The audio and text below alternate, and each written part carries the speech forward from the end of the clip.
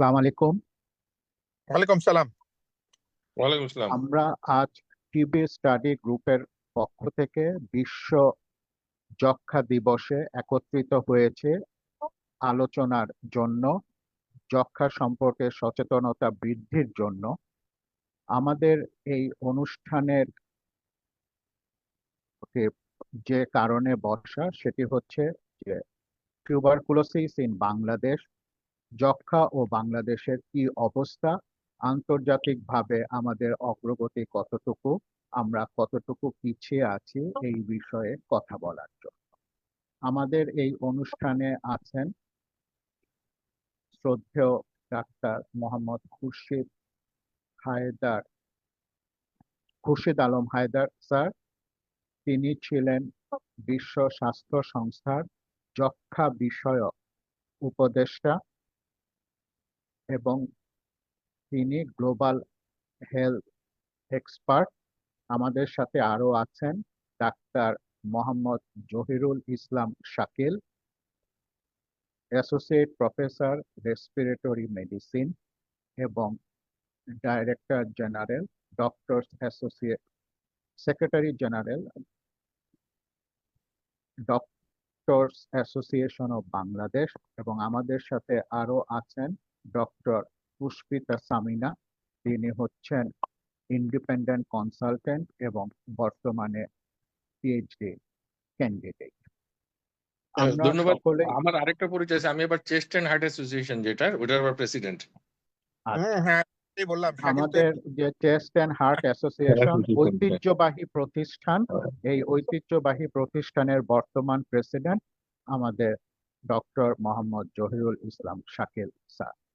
আমরা সকলকে নিয়ে আজকে প্রায় আধা ঘন্টার মতো যক্ষ্মা নিয়ে কথা বলবো।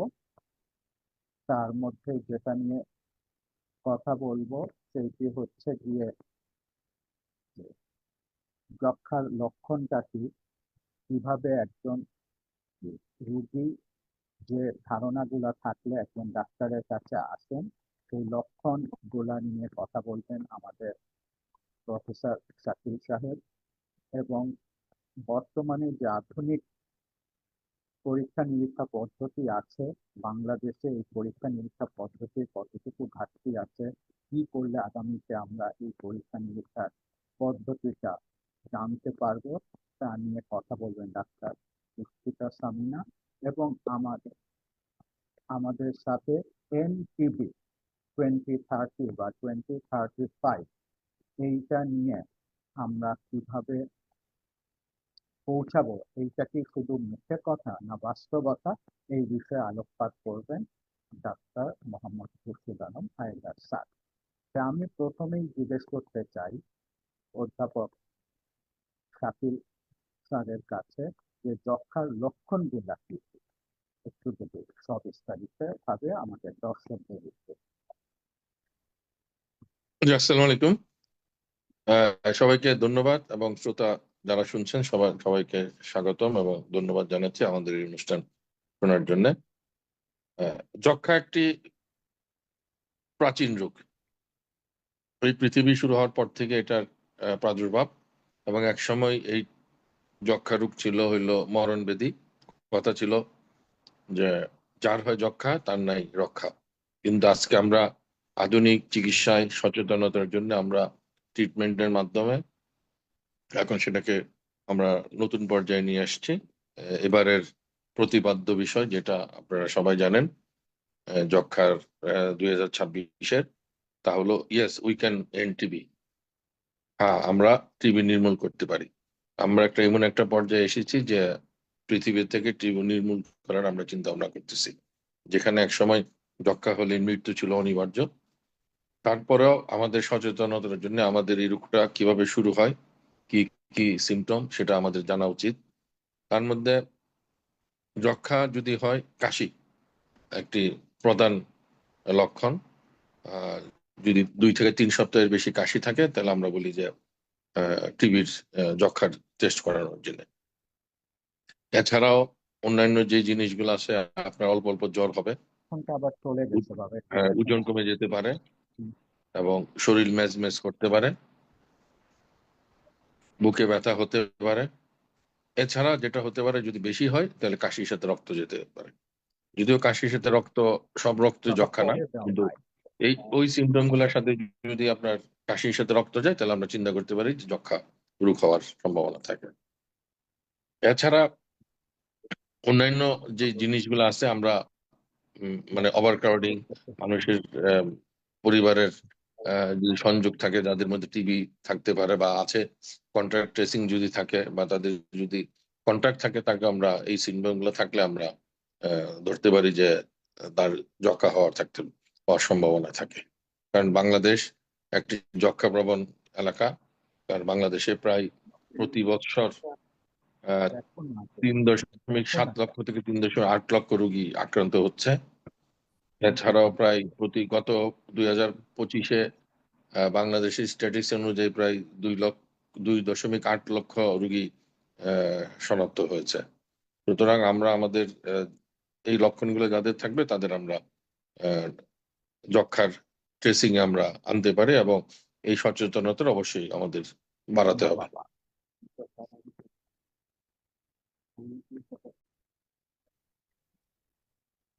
হ্যালো। হ্যাঁ, জি, হ্যাঁ, হ্যাঁ, শুনতেছি হ্যাঁ, সিমটম। এখন এছাড়াও সাইন, যে যক্ষা রোগের বেসিক্যালি কোনো সাইন পাওয়া যায় না। রোগী পরীক্ষা করলে তো এরকম কোনো কিছু পাওয়া যায় না, একমাত্র জ্বর ছাড়া। এছাড়াও অনেক সময় দেখা যায় যে লং টাইম হলে লিম্ফ নোড পাওয়া যেতে পারে, অথবা এক্স রে করলে সেখানে প্লুরাল ইফিউশনও পাওয়া যেতে পারে। আরেকটা যেটা যেটা পাওয়া যায় সাইনের মধ্যে, আহ, ওজন কমে যেতে পারে। রুগী বলবে আমার গত মাস 2 মাসের মধ্যে ওজন কমে গেছে।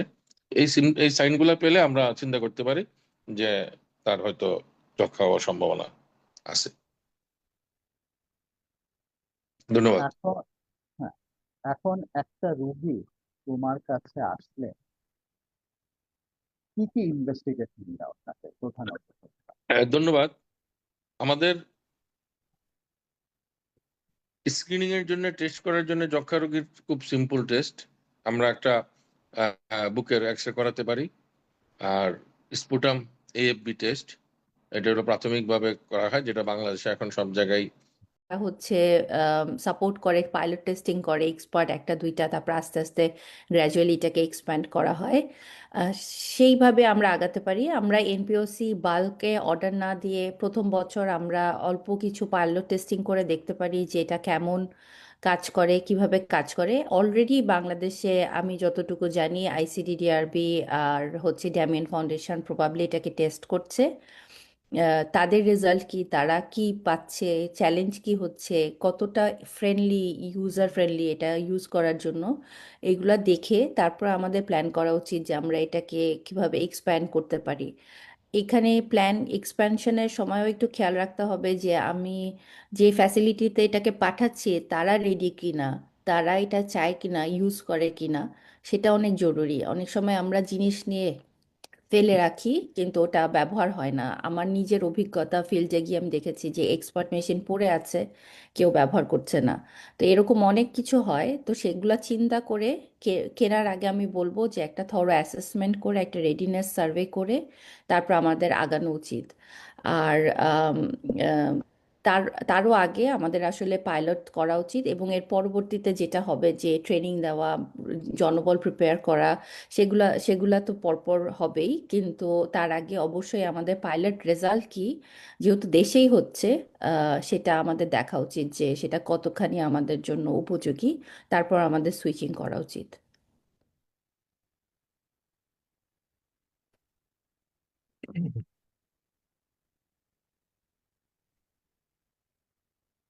জাবিন ভাই, আপনাকে শোনা যাচ্ছে না।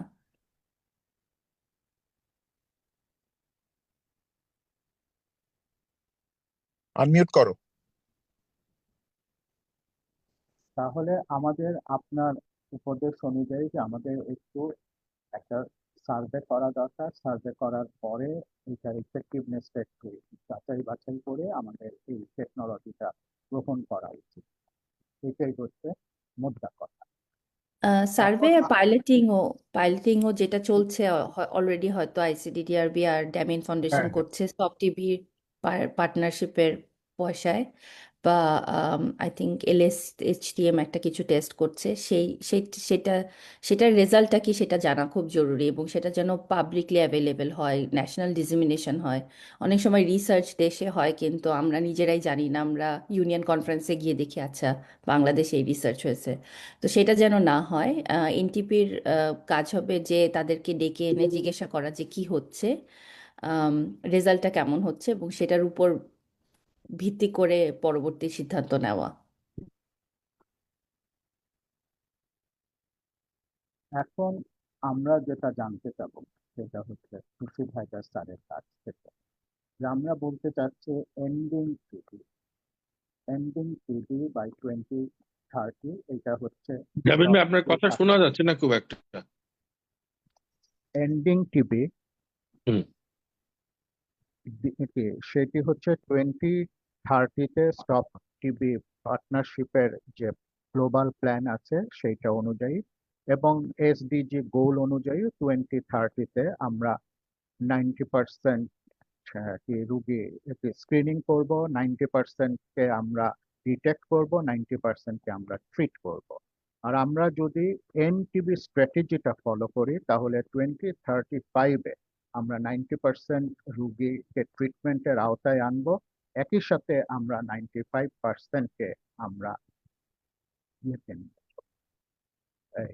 ট্রিটমেন্ট করে সফলভাবে তাদের চিকিৎসা কার্যক্রম শেষ করব, সুস্থ করে তুলব।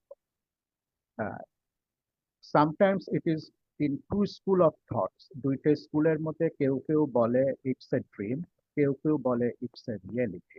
আপনি আপনার অভিজ্ঞতার আলোকে বলেন যে এটা বিশ্বে এই যে রিয়েলিটিটা অর্জন করতে পারবে কিনা 2030-তে, এবং একই সাথে আমাদের দেশও এই রিয়েলিটিটা অর্জন করতে পারবে কিনা। ধন্যবাদ। শোনা যাচ্ছে? জি, ধন্যবাদ। জি, শুনতে you are পাচ্ছি। wonderful. আসসালামু আলাইকুম ও শুভেচ্ছা সবাইকে। আজকের এই বিশ্ব যক্ষ্মা দিবস উপলক্ষে আয়োজিত গুরুত্বপূর্ণ ওয়েবিনার আমি অংশ নিতে পেরে আমি খুবই আনন্দিত এবং সম্মান বোধ করি। টিবি স্টাডি গ্রুপকে ধন্যবাদ এমন একটি প্রাসঙ্গিক ও সময়োপযোগী আয়োজনের জন্য। আমরা সবাই জানি যক্ষ্মা একটি প্রতিরোধযোগ্য ও নিরাময়যোগ্য রোগ হওয়া সত্ত্বেও এটি এখন বিশ্বব্যাপী একটি বড় জনস্বাস্থ্য সমস্যা। বাংলাদেশেও আমরা উল্লেখযোগ্য অগ্রগতি অর্জন করলেও এখনো অনেক চ্যালেঞ্জের মধ্যে আছি, যেমন শনাক্তকরণের ঘাটতি, চিকিৎসায় অনিয়ম ও সামাজিক কলঙ্ক। আমাদের লক্ষ্য হওয়া উচিত হবে, যদিও আমাদের টার্গেট গুলা সেট করা, অনেক টার্গেট আবার চেঞ্জ হয় যখন সময় চলে আসে, যখন আমরা দেখি যে আমাদের অর্জন অতটা হয় নাই, তখন আমরাকে আবার রিভাইজ করে। তো এই টার্গেট আসলে আমাদের মাথায় রেখে আমাদের একটি টেকসই ও সমন্বিত প্রচেষ্টার মাধ্যমে যক্ষ্মা নিয়ন্ত্রণ বা নির্মূলের দিকে এগিয়ে যেতে হবে। আজকের আলোচনার শেষে আমি একটি বিশেষ বিষয় স্পষ্ট বলতে চাই, যক্ষ্মা শুধু একটি রোগ নয়, এটি একটি সামাজিক ও অর্থনৈতিক চ্যালেঞ্জ, যার মধ্যে আমরা গত 2-3 ডিকেড ধরে একই অবস্থায় আমরা আছি। বিশ্বব্যাপী আমরা জানি 2024 সালে প্রায় 10.7 মিলিয়ন মানুষ যক্ষ্মা আক্রান্ত হয়েছে এবং 1.2 মিলিয়নের বেশি মানুষ মৃত্যুবরণ করেছে অ্যাকর্ডিং টু WHO। বাংলাদেশে প্রেক্ষাপটে আমরা প্রতি বছর প্রায় 3.8 লক্ষ নতুন রোগী দেখি, যা আমাদের জন্য একটি বড় উদ্বেগের বিষয়। সবচেয়ে গুরুত্বপূর্ণ বিষয় হলো অনেক রোগী এখনো শনাক্তের বাইরে থেকে যাচ্ছে, যার ফলে আমাদের টার্গেট, গ্লোবাল এবং দেশীয় টার্গেট রিচ করা বা এনটিবি স্ট্র্যাটেজি এনটিবি করা একটু প্রশ্ন এখানে আমরা কোশ্চেনেবল। কারণ আমরা দেখি বাংলাদেশে 2023 সালে আনুমানিক 78,000 রোগী শনাক্ত হয়নি, যা সংক্রমণ চলমান রাখছে। তো এই অবস্থায় আমাদের জন্য একটি পরিষ্কার বার্তা দেয়। আমাদের আরো বেশি করে রোগী খুঁজে বের করতে হবে, দ্রুত চিকিৎসা নিশ্চিত করতে হবে এবং প্রতিরোধমূলক কার্যক্রম জোরদার করতে হবে। আমরা জানি যক্ষ্মা প্রতিরোধযোগ্য, নিরাময়যোগ্য ও সঠিক পদক্ষেপ নিলে নির্মূলযোগ্য। আমি আজকে ধন্যবাদ জানাবো টিবি স্টাডি গ্রুপকে। এই ধরনের অ্যাওয়ারনেস প্রোগ্রাম প্রায় করা উচিত, যার ফলে আমাদের টেকনোলজি আছে, আমাদের পয়েন্ট অফ কেয়ার, নতুন নতুন টেকনোলজি আসতেছে, ডায়াগনস্টিক্স আসতেছে, ড্রাগ আসতেছে, কিন্তু সেগুলোকে সমন্বয় করে আমাদেরকে ইমপ্লিমেন্ট করতে হবে। তবে প্র্যাকটিক্যালি আমাদের যেটা প্রয়োজন সেটা হচ্ছে শক্তিশালী রাজনৈতিক অঙ্গীকার, যেটা আমরা প্রথম থেকে 65 সাল থেকেই আমরা বলে আসতেছি। পর্যাপ্ত বিনিয়োগ, রিসোর্স অ্যালোকেশন নাই, সর্বস্তরে সমন্বিত কোঅর্ডিনেশনের অভাব। কারণ দেখা গেছে ন্যাশনাল টিবি প্রোগ্রামের প্রত্যেকটা দেশে যার পলিসি গাইডলাইন্স শুধু সরকারিভাবে তারা ইমপ্লিমেন্ট করে, তাছাড়াও যে পার্টনার গুলা কাজ করে তাদের মতন তারা করে, কিন্তু সমন্বয় এখানে খুবই কম। তো আমাদের প্রচেষ্টা হবে যে আমাদের সম্মিলিত প্রচেষ্টার মাধ্যমে আমরা এনটিবি লক্ষ্য অর্জন করতে পারি। Let us commit today, no one should die from a preventable and curable disease like TB. তো আমি প্র্যাকটিক্যালি বলবো যে এই টার্গেট গুলো আমাদের সেট করা, এটাতে আমাদের যতটুকু পারি আমরা এগিয়ে নিয়ে যাব। এবং আমরা জানি যে আমাদের হেলথ সিস্টেমস স্ট্রেংথেন ছাড়া এই ভার্টিক্যালি টিবি প্রোগ্রাম কোনো সময় আগাবে না, যা আমি আমার নিজের প্র্যাকটিক্যাল এক্সপেরিয়েন্সে দেখেছি। 10 বছর টিবি রোল করে দেখা গেছে যে এটা আগাচ্ছে না, শুধু ভার্টিক্যালি রয়ে যাচ্ছে, হেলথ সিস্টেম যাচ্ছে না। তো আমাদের হেলথ সিস্টেমসটাকে স্ট্রেংথেন করতে হবে, রিসোর্স অ্যালোকেশন, পলিটিক্যাল কমিটমেন্ট দিলে হয়তোবা আমরা আমাদের টার্গেট কিছুটা রিচ করব। তবে এখন আমরা এনটিবি স্ট্র্যাটেজি উপরে বেশি জোর দিচ্ছি, কারণ আমাদের রিসোর্স খুব বেশি দরকার, যা নাকি এখন খুবই প্রয়োজন, এবং দেশের রিসোর্সটাকেও বেশি অ্যালোকেশন করা উচিত। ধন্যবাদ সবাইকে।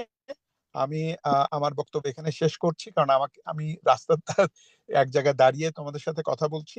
তো আমি খুবই হোপফুল যে আমরা বাংলাদেশে অনেক পার্টনার সরকারিভাবে এবং পার্টনারশিপে যক্ষ্মা নিয়ন্ত্রণে অনেকটা এগিয়ে যাব, টার্গেটের কাছাকাছি যেতে পারবো বলে আমি আশা করি।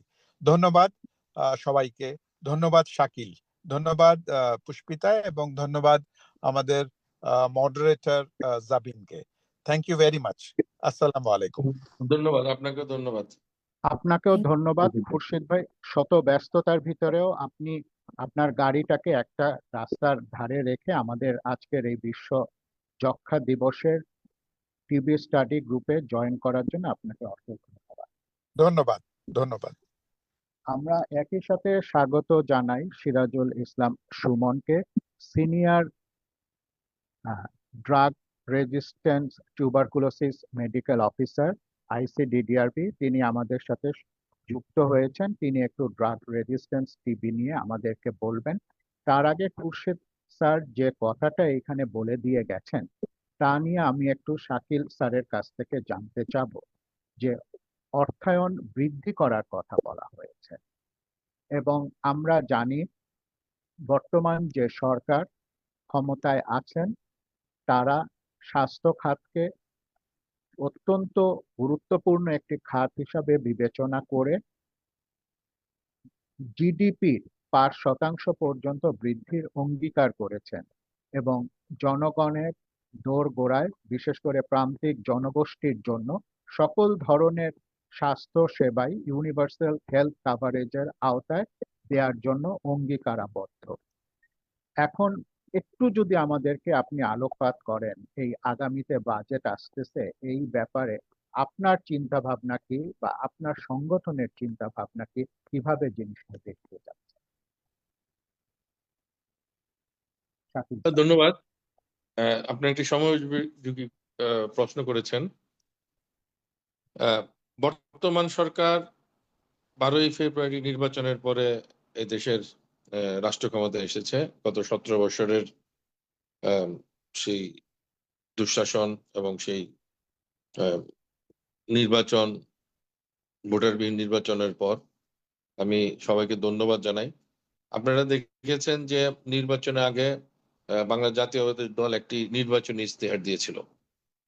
সেই ইস্তেহারে এই সরকার কমিটমেন্ট করেছে যে পর্যায়ক্রমে বাংলাদেশের বাজেট 5% বৃদ্ধি করবে, যেটা এখন আছে 1% নিচে। সেটা পর্যায়ক্রমে সেটা বৃদ্ধি করা হবে। এছাড়া এবার এই স্বাস্থ্য নিয়ে যে ইস্তেহার দিয়েছে, এখানে একটি উল্লেখযোগ্য দিক হলো যে এই সরকার প্রিভেনশন ইজ বেটার দেন কিউর, প্রতিরোধমূলক স্বাস্থ্য ব্যবস্থা গড়ে তোলার জন্য প্রাথমিক স্বাস্থ্য সেবা ইউনিয়ন পর্যায়ে এবং ওয়ার্ড পর্যায়ে আরো স্ট্রেংথেনিং করার কথা বলা হয়েছে। সেখানে যে জিনিসটা বলা হয়েছে যে সংক্রামক রোগ, এই রোগগুলো কিভাবে প্রতিরোধ করা যায় সেই ব্যবস্থা গড়ে তুলবে। এবং এছাড়াও ইউনিয়ন পর্যায়ে মিনি ল্যাব করে প্রাথমিক স্বাস্থ্য সেবার যে এসেনশিয়াল যেই পরীক্ষাগুলো, এক্সরে, কাশি, সেই জিনিসগুলো আরো স্ট্রেংথেনিং করবে। এবং প্রতিরোধমূলক ব্যবস্থায় বাংলাদেশের যদি আমরা চালু করতে পারি, তাহলে আমাদের যক্ষ্মার যেই প্রাথমিক যে কন্ট্রাক্ট ট্রেসিং, ট্রিটমেন্ট এবং প্রতিরোধ করার যেই আমাদের ব্যবস্থা, সেটা আরো স্ট্রেংথেনিং হবে। আর বাজেট এলোকেশন যেটা, যদি আমরা পর্যায়ক্রমে এটা বাড়াতে পারে সরকার, এবং অবশ্যই পারবে, তাহলে এই কার্যক্রমগুলো আরো জোরদার হবে। আপনারা জানেন যে গত অন্তর্বর্তীকালীন সরকার বাংলাদেশের অপারেশন প্ল্যানের আওতায় যেই স্বাস্থ্য ব্যবস্থা ছিল, টিবি, ম্যালেরিয়া সহ অন্যান্য, এগুলো সব বন্ধ করে দিয়েছে। যার জন্য আগামী দিনে বাংলাদেশের এই সেক্টরগুলো যেগুলো অপারেশন প্ল্যানের আন্ডারে ছিল, এনটিপি সহ সবগুলা এখন মুখ থুবড়ে পড়ে আছে। এবং এটা বাড়াতে হলে অর্থায়ন অবশ্যই প্রয়োজন, এবং গভর্নমেন্টকে একটি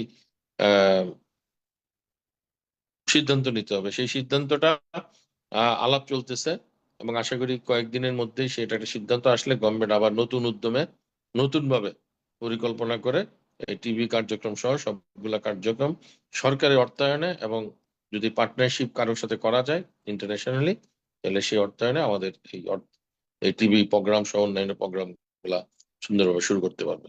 তবে আগামী দিনে বর্তমান গভর্নমেন্ট যেহেতু প্রতিরোধমূলক ব্যবস্থায় জোরদার দিচ্ছে, সুতরাং কন্ট্রাক্ট ট্রেসিং, আদার্স যে ট্রিটমেন্ট গুলো, এগুলো আরো জোরদার হবে। এবং টিবির যে আমাদের যে টার্গেট 2035 সালের মধ্যে নির্মূল করার, এবং সেটার বাস্তবায়ন হয়তো আমরা করতে পারবো। ধন্যবাদ। আপনাকে অশেষ ধন্যবাদ। আপনি সুন্দর করে আমাদেরকে জানিয়েছেন যে কিভাবে করে এই সরকার আগামীতে প্রতিরোধমূলক চিকিৎসা এবং কিউরেটিভ এবং প্রিভেন্টিভ ট্রিটমেন্ট জনগোষ্ঠীর জন্য নিয়ে আসবেন, এটা জানানোর জন্য আপনাকে ধন্যবাদ। আমরা আশা করব অতি দ্রুত এই যে বটলনেক বা ব্যারিয়ার আছে এইগুলা রিমুভ করে আমরা যেন জনগণের দোরগোড়ায় স্বাস্থ্যসেবাটা আরো দ্রুততার সাথে যত্ন সহকারে তুলে দিতে পারি। বিশেষ করে প্রান্তিক জনগোষ্ঠী যাদের কিছুই নাই, তারাই এই রোগটাতে ভুগে, যক্ষ্মা রোগটাতে ভুগে, তাদের যেন আমরা সেবার মানটা উন্নত করতে পারি এবং সঠিক সেবা দিয়ে সুস্থ করতে পারি। এখন আমি আসবো সুমন সাহেবের কাছে, একটু বলবো যে এখন বর্তমানে 2018 সালের পরে যখন নতুন গাইডলাইন আসছে, তখন একটু ডিআর এবং এমডিআর রোগী এই দুইটারই আপনার একটু সংজ্ঞাগত পরিবর্তন ঘটেছে। আগে আমরা শুধু এমডিআর রোগী নিয়েই কাজ করতাম, এখন রিফাম্পিসিন রেজিস্ট্যান্ট রোগী এবং আপনার আইসোনিয়াজেড রেজিস্ট্যান্স রোগী, এমডিআর রোগী এবং প্রি এক্সডিআর রোগী নিয়ে কাজ করি। জিনিসগুলো আসলে কি, আমাদের জনসাধারণের মধ্যে একটু সচেতনতা বৃদ্ধির জন্য আপনি খুব সহজভাবে যদি বলেন। ধন্যবাদ। প্রথমে আমি ধন্যবাদ জানাই জেবিন স্যারকে যে আমাকে এখানে জুম মিটিংয়ে ইনভাইট করার জন্য, এবং যারা এখানে উপস্থিত আছেন মাননীয় আমাদের যারা এখানে ডাক্তার উপস্থিত আছেন তাদের সবাইকে আমার পক্ষ থেকে শুভেচ্ছা জানাচ্ছি এবং আমার সালাম জানাচ্ছি। আমি ডাক্তার মোহাম্মদ সিরাজুল ইসলাম সুমন। গত 2013 সাল থেকেই এই ড্রাগ রেজিস্ট্যান্ট টিবি নিয়ে আমি কাজ করছি আমি জাতীয় বক্ষব্যাধি হসপিটালে। তো স্যার যেটা বলেন, আসলে আমরা এখনো জানি যে বাংলাদেশের জন্য একটা বড় চ্যালেঞ্জ আসলে যক্ষ্মা এখনো রয়ে গেছে। তার মধ্যে আবার ড্রাগ রেজিস্ট্যান্ট টিবি অথবা আমরা যেটাকে বলি ওষুধ প্রতিরোধী যক্ষ্মা, সেটা আসলে আরো বড় একটা নতুন চ্যালেঞ্জ হিসেবে আমাদেরকে দেখা দিয়েছে। WHO রিপোর্ট অনুযায়ী 2025 সালে যে টিবি রিপোর্টটা বের হয়েছে সে অনুযায়ী বাংলাদেশে গত 2024 সালে প্রায় 1400 আমরা এমডিআর রোগী শনাক্ত করতে পেরেছি এবং 148 জন আমরা প্রি এক্সডিআর রোগী শনাক্ত করতে পেরেছি। আসলে আমাদের জিনিসটা আরো একটু সহজ করে যদি আমরা বলি যে ওষুধগুলো আমরা নর্মালি ড্রাগ সেন্সিটিভ রোগীর ক্ষেত্রে আমরা যে মেডিসিন গুলো আমরা ইউজ করে আসছি, যেমন আমরা জানি যে রিফাম্পিসিন, আইসোনায়াজাইড, ইথাম্বিটল, পাইরিজিনামাইড, যদি এই ওষুধগুলো কোনো একটা পেশেন্টের ক্ষেত্রে কাজ না করে, সেটা যদি প্রতিরোধী হয়ে যায়, সেটাকে আমরা আসলে ড্রাগ রেজিস্ট্যান্ট টিবি হিসেবে আমরা শনাক্ত করি। এক্ষেত্রে কিছু ক্লাসিফিকেশন রয়েছে ড্রাগ রেজিস্ট্যান্ট টিবির ক্ষেত্রে, যেমন কিছু রয়েছে আপনার মনো রেজিস্ট্যান্ট। এই 4টা ড্রাগের মধ্যে যদি ইন্ডিভিজুয়ালি কোনো রেজিস্ট্যান্ট তৈরি হয় তখন তাকে বলা হয় মনো রেজিস্ট্যান্ট টিবি। যেমন স্যার যেটা বললেন যে আইএনএইচ, আইসোনাইজেড রেজিস্ট্যান্ট টিবির ক্ষেত্রে যেমন একটা এক্সাম্পল। এছাড়া রয়েছে আপনার পলিড্রাগ রেজিস্ট্যান্ট, যদি একের অধিক যদি রেজিস্ট্যান্ট তৈরি হয় কোনো মেডিসিনের প্রতি, তো সেটাকে আমরা পলিড্রাগ রেজিস্ট্যান্ট বলি। এছাড়া আরো কিছু রয়েছে টার্ম, যেমন MDR TB, multi drug resistant TB.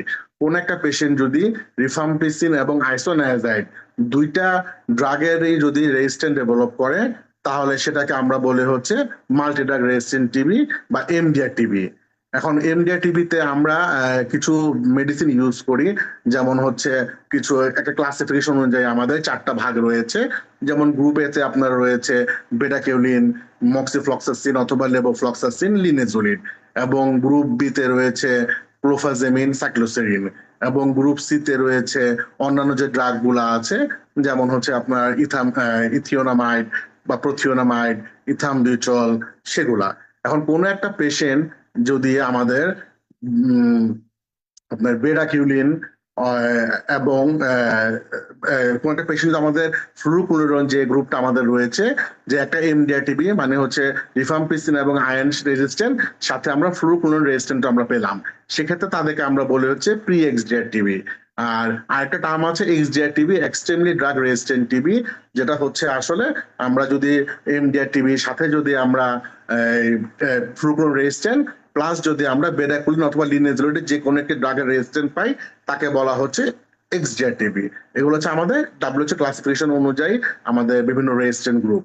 তো এর মধ্যে আসলে যে কারণগুলো রয়েছে আমরা জানি, যদি কোনো কারণে অনিয়মিত ওষুধ খাওয়া হয়, ভুল ডোজ হয় বা ভুল রেজিমেন্ট যদি পেশেন্টকে দেওয়া হয়, অথবা পেশেন্ট যদি চিকিৎসা অসম্পূর্ণ রাখে, তাহলে আসলে এই ড্রাগ রেজিস্ট্যান্ট এই টিবি গুলো আমাদের পেশেন্টদেরকে হতে পারে সেটা। এবং এর সাথে যদি অনিয়ন্ত্রিত ডায়াবেটিস থাকে বা HIV কো ইনফেকশন হয়, সেটাও একটা রিস্ক ফ্যাক্টর হচ্ছে আমাদের এই ড্রাগ রেজিস্ট্যান্ট টিবির ক্ষেত্রে আমাদের। এক্ষেত্রে আসলে যে চিকিৎসা পদ্ধতি আমরা এখন যেটা ব্যবহার করছি, আমরা জানি যে যখন কোন একটা পেশেন্ট আমাদের ড্রাগ সেন্সিটিভ টিবি হয়, তখন তাদেরকে আমরা 4FDC এবং 2FDC তে আমরা চিকিৎসা করি। কিন্তু কোন একটা পেশেন্টের যদি আমরা জিন এক্সপার্টের মাধ্যমে পাই যে রিফাম্পিসিন সেন্সিটিভ কিন্তু আইএনএইচ রেজিস্ট্যান্ট, সেক্ষেত্রে তাকে আমরা আইএনএইচ রেজিস্ট্যান্ট টিবি হিসেবে আমরা তাকে শনাক্ত করি, এবং সেক্ষেত্রে আমরা হচ্ছে 4FDC এবং সাথে হচ্ছে লেভোফ্লক্সাসিন, এই দুইটা ওষুধ আমরা তার ওজন অনুযায়ী তাদেরকে আমরা 6 মাস আমরা একটানা আমরা ব্যবহার করি যদি আইএনএইচ রেজিস্ট্যান্ট টিবি হয়।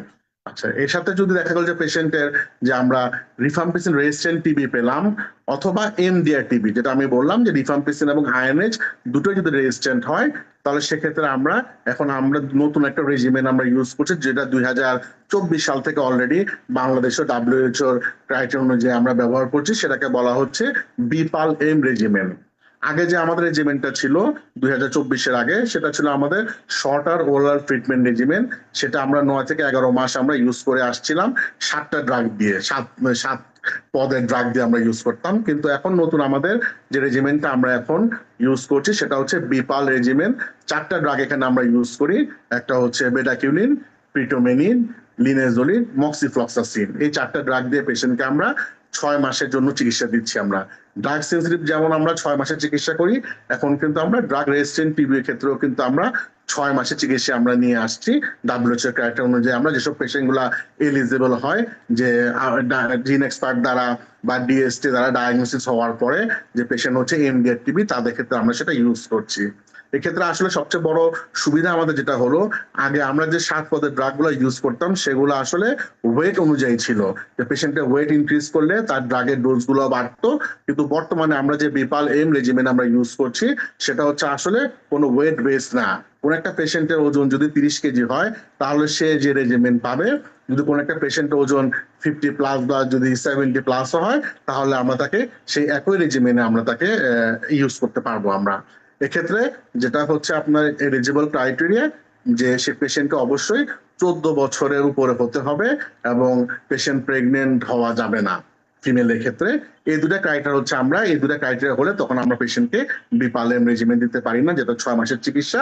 সেক্ষেত্রে আমাদেরকে লঙ্গার রেজিমেন্ট ইউজ করতে হয়, 18 থেকে 20 মাসের চিকিৎসা। তো বিপালেমে সবচেয়ে বড় সুবিধা আমাদের যেটা হচ্ছে আসলে পিল বার্ডেনটা অনেক কম, যেহেতু এগুলো সিঙ্গেল ডোজ আমরা ইউজ করি। বেডাকিউলিন আমরা প্রথমে 100 মিলিগ্রাম করে ট্যাবলেট, 4টা ট্যাবলেট আমরা 2 সপ্তাহ দেই, এরপরে 2টা ট্যাবলেট করে 200 মিলিগ্রাম সপ্তাহে 3 দিন আমরা 6 মাসের জন্য ইউজ করি। লিনেজোলিড 600 মিলিগ্রাম আমরা একটা করে ট্যাবলেট 6 মাসের জন্য ব্যবহার করি। মক্সিফ্লক্সাসিন 400 মিলিগ্রাম একটা করে ট্যাবলেট আমরা 6 মাসে ইউজ করি, এবং প্রিটোমেনিন 200 মিলিগ্রাম ট্যাবলেট এটাও একটা করে আমরা ব্যবহার করি টোটাল 6 মাসের জন্য। এক্ষেত্রে আসলে সবচেয়ে বড় সুবিধা হচ্ছে যে পেশেন্ট আসলে পিল বার্ডেনটা অনেক কমে যায়, যেটা আমাদের আগের যে ড্রাগ গুলা ছিল যখন আমরা ইউজ করতাম তখন একটা পেশেন্টকে প্রায় যদি 50 কেজি ওজনের হতো তার প্রায় 28 থেকে 30টা ওষুধ তাকে খেতে হতো, যেটা এখন কমে আমাদের 3 থেকে 5টা ড্রাগে ওষুধে সেটা চলে আসছে। তো যদিও আমরা এই রেজিমেন্টটা শুরু করতে চাই তাহলে আমাদের কিছু বেসলাইন ইনভেস্টিগেশন করতে হয়। আমরা এটা জানি যে প্রত্যেকটা অ্যান্টিটিবি ড্রাগেরই কোনো না কোনো সাইড এফেক্ট রয়েছে। এটা কারণে যখন আমরা একটা পেশেন্ট জিন এক্সপার্টের মাধ্যমে এমডিআর টিবি অথবা আরআর টিবি হয়ে আসে, তখন তাদেরকে আমরা যখন বিপাল এম শুরু করব তার আগে আমরা কিছু বেসলাইন ইনভেস্টিগেশন করে নেই, যেমন হচ্ছে কমপ্লিট ব্লাড কাউন্ট, সাথে হচ্ছে renal function test, liver function test, একটা র্যান্ডম ব্লাড সুগার, একটা ইসিজি, একটা চেস্ট এক্সরে।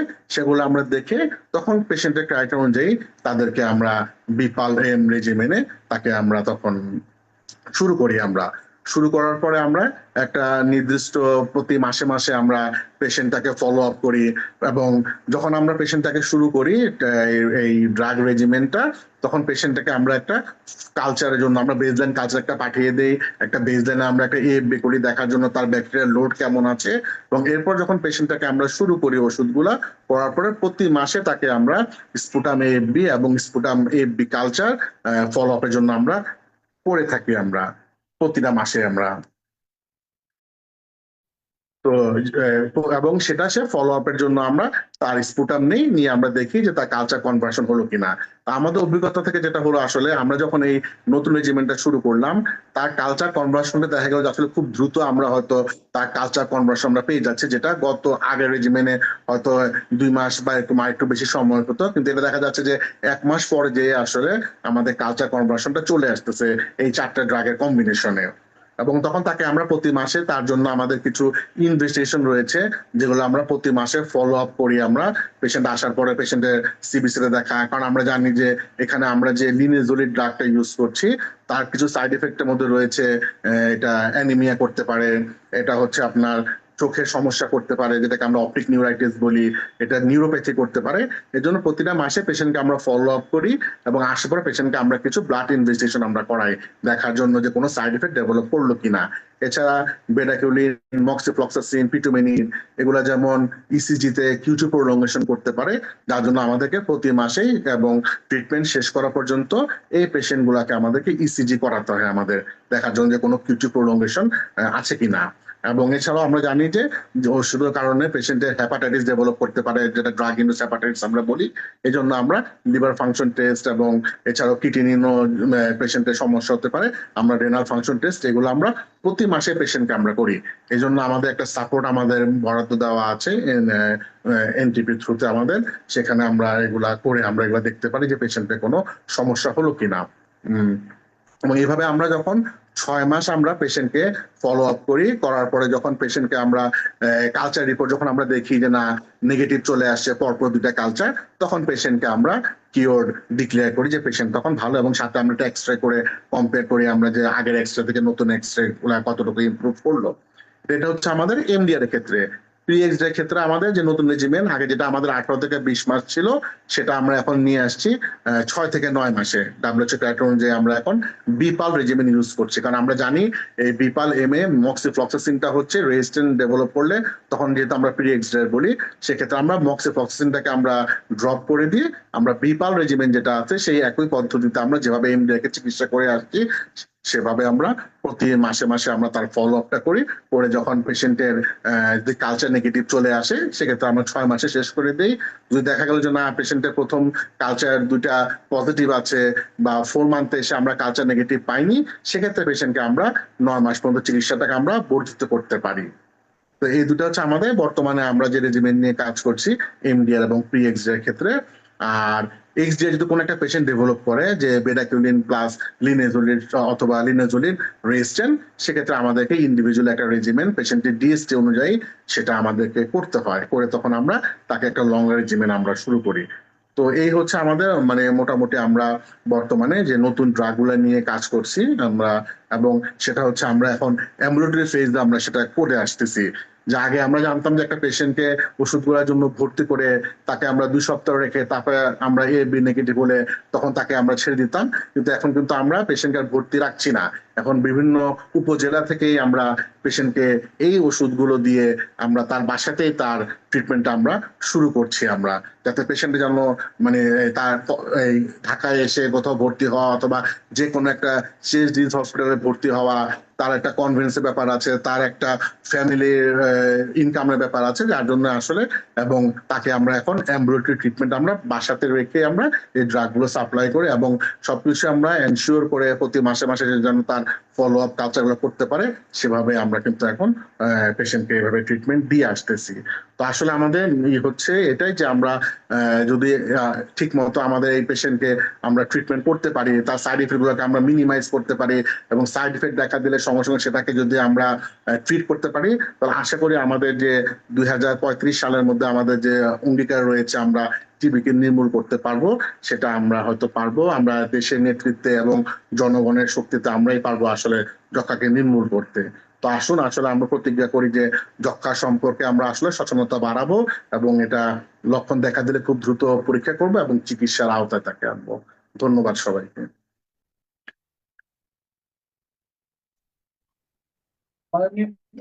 জামিন ভাই অনুমতি হ্যাঁ, দিলে আমি একটু লিড আচ্ছা করলাম। আমরা শেষ করে ফেলবো আর 2 মিনিটের ভিতরে শুধু একটা প্রশ্ন নিব, 1 মিনিটে উত্তর দিবেন আমাদের সিরাজুল ইসলাম সুমন সাহেব। যে একজন একটি দর্শক একটা প্রশ্ন করছেন যে প্রথম দিন থেকেই অ্যাম্বুলেটরি ট্রিটমেন্ট যে আমরা কমিউনিটিতে করতেছি, তাতে কমিউনিটির কোনো ক্ষতি হবে কি? আপনি 1 লাইনে শেষ করবেন। যেটা হচ্ছে যে আসলে এই প্রশ্নটা সবার কাছে, যে যেহেতু আমরা তাকে কমিউনিটিতে রেখেই আমরা তাকে ট্রিটমেন্টটা দিচ্ছি, আসলে যেটা হচ্ছে যে যদি যেহেতু আমরা যদি তাকে শনাক্ত করতে অনেক সময় দেখা যায় যে আমাদের লেট হয়, তাহলে আসলে যে ছড়ানোর সে তো অলরেডি তখন ছড়িয়েছে ওখানে তার কমিউনিটিতে। এরকম না যে আমরা তাকে কমিউনিটি রাখার কারণে সে আরো এটা নিয়ে আরো স্প্রেড করবে, এবং যেটা দেখা গেছে আসলে উইথিন 1 উইক বা 2 উইকের মধ্যে আসলে সেটা নন ইনফেকশন হয়ে যায়, কারণ আমাদের নতুন ড্রাগগুলো আসলে এতটাই কার্যকরী যে আমরা দ্রুতই সেটা আমরা নেগেটিভ করে আমরাই করতে পারি আমরা। তো আসলে সেটা ছড়ানোর তেমন কোনো থাকে না। তেমন ভয়ের কোনো কারণ নাই। ধন্যবাদ আপনাকে।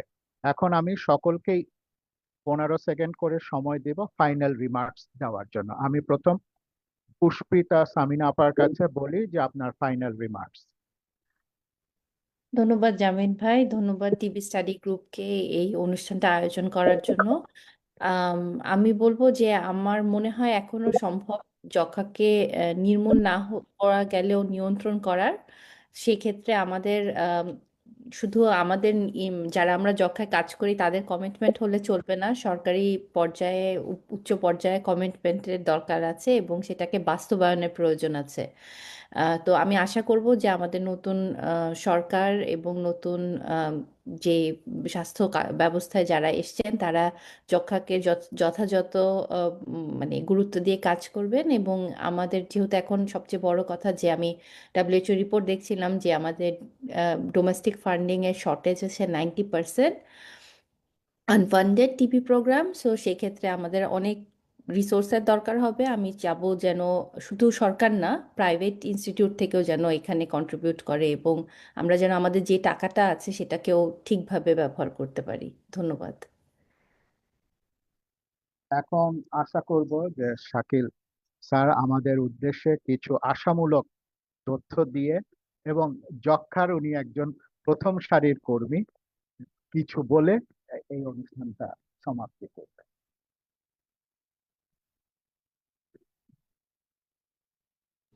শাকিল, জি। আমি প্রশ্নটা শুনতে পারি নাই। আচ্ছা, প্রশ্নটা হচ্ছে যে আপনার ফাইনাল রিমার্কস আপনি বলবেন। সরকারের একটা কমিটমেন্ট আছে যে 0.7% যেটা এখন আমাদের বাজেট অ্যালোকেশন হয়, বাজেটটা বৃদ্ধি হয়ে এইবার 2% হোক বা 1.5% হোক, এইটা আমরা চাই। এবং আপনার ফাইনাল থটস এন্ডিং টিভিতে আপনি বা আপনার প্রতিষ্ঠানের ধারণাটা কি বা লক্ষ্যমাত্রাটা কি, এইটা বলে শেষ করুন। ধন্যবাদ আপনাদের সবাইকে আজকে সুন্দর একটা ওয়েবিনার আয়োজন করার জন্য। টিভির ব্যাপারে আমার অভিজ্ঞতা তো অনেক দিনের। আমার ফাইনাল রিকমেন্ডেশন বা আমার উপদেশ সেটা হলো যে মানুষের সচেতনতা বাড়াইতে হবে, 1 নম্বর। কারণ সচেতনতা না বাড়াইলে আমাদের এই যে গোল 2035-এ নির্মূল করা সেটা সম্ভব হবে না। কারণ আমার ব্যক্তিগত অভিজ্ঞতা অনুযায়ী টিবি ডায়াগনোসিস আমরা অনেক দেরি হয়। দ্বিতীয়ত আমরা যে টিবি ট্রিটমেন্ট দেই সেই ট্রিটমেন্টটা অনেক রুগী কমপ্লিট করে না, এবং যারা পরবর্তীতে এমডিআর নিয়ে আসে এবং তারা তাদের পুরো ফ্যামিলি এবং তাদের সমাজ সবাইকে ইনফেক্টেড করে ফেলে। সুতরাং আমাদের এইটা প্রত্যেকটা রোগীকে বলে দিতে হবে যে আপনাকে 6 মাস ওষুধ খেলে আপনি ভালো হয়ে যাবেন এবং আপনি অবশ্যই ওষুধ খাবেন। আর আর ওনার ফ্যামিলির প্রত্যেকটা মেম্বারকে স্ক্রিনিং এর আওতায় আনতে হবে এবং এটা ম্যান্ডেটরি করতে হবে, না হলে আমরা এই সোর্স অফ ইনফেকশন আমরা বন্ধ করতে পারবো না। আর আরেকটা যেটা স্ক্রিনিং এর আওতায় বাংলাদেশের যে গার্মেন্টস গুলো আছে সেই গার্মেন্টস গুলা ইরেসপেক্টিভ সবাই স্ক্রিনে আনা উচিত। কারণ ওইটা ওয়ান অফ দি সোর্স। আমার প্র্যাকটিস লাইফে আমি দেখছি যে এখন ম্যাক্সিমাম রুগী পাওয়া যায় গার্মেন্টস রিলেটেড যারা আছে তাদের। হ্যাঁ, কারণ ওরা এখন ওভার ক্রাউডেড থাকে। আর স্লাম এরিয়া গুলাতে আমাদের আরেকটু স্ক্রিনিং বাড়াইতে হবে। এই করলে আমরা আমাদের সোর্স অফ ইনফেকশন গুলো আমরা বন্ধ করতে পারবো। আর সরকারের কমিটমেন্ট তো আমি আগেও বলছি, যেহেতু বর্তমান গভর্নমেন্ট প্রতিরোধমূলক ব্যবস্থায় জোর দিবে, সেই হিসাবে আমরা আশা করি আমার পক্ষ থেকে, আমার chest and heart association doctor বাংলাদেশের পক্ষ থেকে আমরা যাতে টিবির ব্যাপারটা যেন ভালোভাবে আমাদের গভর্নমেন্টের নজরে আসে এবং এনটিবি যেই প্রোগ্রামগুলো চালু আছে সেই প্রোগ্রামগুলো যেন চালু থাকে, সেই ব্যাপারে আমার সর্বোচ্চ সহযোগিতা থাকবে। এই ব্যাপারে আমি আপনাদের কথা দিতে পারি। কারণ আমরা আমাদের আজকের বিশ্ব যক্ষ্মা দিবস সেটার আমরা যেহেতু ঈদের পরে আজকে আমাদের ইনস্টিটিউশন খুলছে, আমরা 29 তারিখ আমরা চেস্ট অ্যান্ড হার্টের পক্ষ থেকে বিশ্ব যক্ষ্মা দিবসের যেই প্রোগ্রাম সেটা আমরা করবো প্রতি বছর যেটা করি। সেখানে আমাদের মাননীয় প্রতিমন্ত্রী সাহেব রাজি হয়েছেন গেস্ট হিসাবে আসার জন্য। সেক্রেটারি স্যার আসবেন এবং স্বাস্থ্য মন্ত্রণালয়ের অধিদপ্তরের ডিজি স্যার সাহেব আসবেন। সেখানে আমরা বাকি যে আলাপগুলা ওনাদের প্ল্যানটা কি, যেহেতু অপারেশন প্ল্যান বন্ধ হয়ে গেছে, পরবর্তী কি করা যায় আমরা সেই ব্যাপারে ওনাদের সাথে আলাপ করব আগামী 29 তারিখ রবিবার দিন। ধন্যবাদ সবাইকে।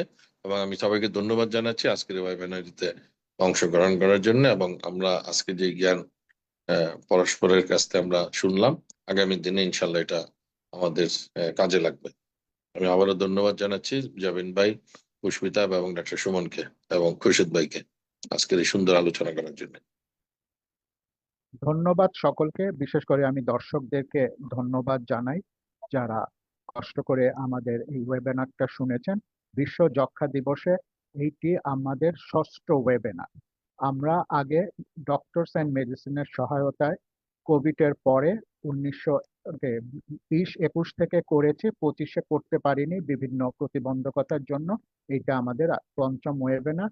আপনারা যারা এই ওয়েবিনারে আলোচক হিসাবে অংশগ্রহণ করেছেন, টিবি স্টাডি গ্রুপের পক্ষ থেকে এবং আমার ব্যক্তিগত পক্ষ থেকে আপনাদের সকলের প্রতি কৃতজ্ঞতা জানাই, একই সাথে ধন্যবাদ জানাই। দর্শক যারা কষ্ট করে এই অনুষ্ঠানটা দেখেছেন, আমাদের এই অনুষ্ঠানটা ইউটিউবেও থাকবে, আপনারা দেখে নেবেন। আপনাদেরকেও ধন্যবাদ জানাই। আজকের মতো আল্লাহ হাফেজ। Thank you. আসসালামু আলাইকুম। ওয়ালাইকুম আসসালাম।